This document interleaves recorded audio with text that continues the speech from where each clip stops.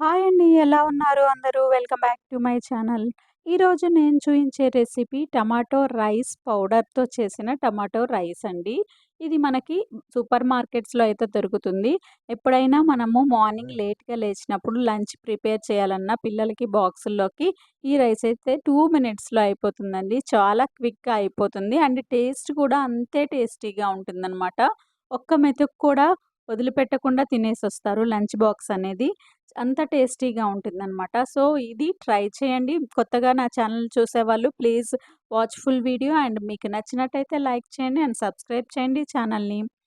ఇప్పుడు తయారు చేయటం చూద్దాము. దీనికొచ్చేసి ముందుగా 2 స్పూన్స్ వచ్చేసి ఆయిల్ వేసుకోవాలండి. నేను 1 గ్లాస్ రైస్‌కి తీసుకుంటున్నాను. 2 స్పూన్స్ ఆయిల్ వేసుకోవాలి. ఈ ఆయిల్‌లో మన దగ్గర ఉన్న వెజిటబుల్స్ వేసుకోవచ్చండి. దీంట్లో నేను ఆనియన్స్, పచ్చిమిర్చి, బఠానీ అయితే వేస్తున్నాను. ఇంకా మన దగ్గర పొటాటోస్ ఉన్నా గాని క్యారెట్, కాలీఫ్లవరు ఇవన్నీ వేసుకోవచ్చండి. క్యాబేజీ అయినా వేసుకోవచ్చు. ఏ వెజిటబుల్స్ అవైలబుల్ ఉంటే అవి కట్ చేసి వేసుకోవచ్చనమాట. మనకి టైం ఉంటే. టైం లేనప్పుడు జస్ట్ ఆనియన్స్ వేసుకున్నా సరిపోతుంది. చాలా టేస్టీగా వస్తదనమాట రైస్ అనేది. ఇవన్నీ మనకి ఆయిల్‌లో మంచిగా ఫ్రై అవ్వాలండి. ఫ్రై అయిన తర్వాత కొద్దిగా అల్లం పేస్ట్ కూడా వేసుకోవాలి. అల్లం పేస్ట్ కూడా మనకి పచ్చి వాసన అయ్యేటట్టు ఫ్రై అయితే సరిపోతుందండి. మరీ బ్రౌనిష్‌గా ఏమి రావవసరం లేదు.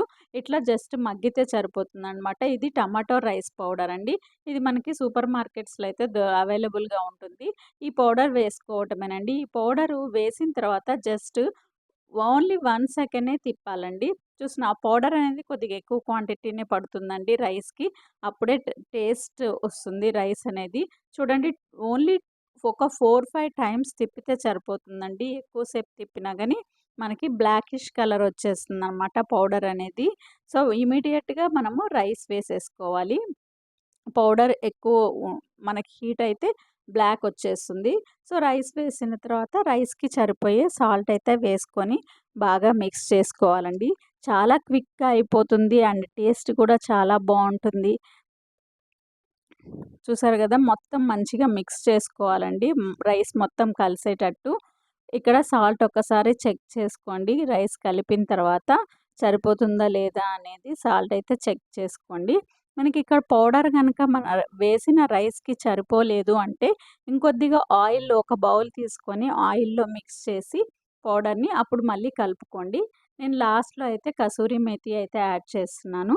మీకు కసూరి మేతి లేకపోతే కొత్తిమీర అయినా యాడ్ చేయొచ్చండి. కొత్తిమీర వేసుకొని ఇంకా ఆఫ్ చేసుకోవటమేనండి.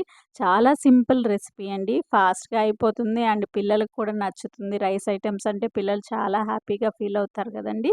ఎ ఎలా ఉంది రైస్? మీరు కూడా ఒకసారి ట్రై చేసి తప్పకుండా కామెంట్ చేయండి. ఇప్పుడైతే ఈ రెస్ మీకు నచ్చినట్టయితే లైక్ చేయండి అండ్ ఛానల్‌ని తప్పకుండా సబ్స్క్రైబ్ చేసుకోండి. అండ్ ఫుల్ వీడియో వాచ్ చేసినందుకు థ్యాంక్ యూ సో మచ్ అండి. Once again please like the video and subscribe the channel.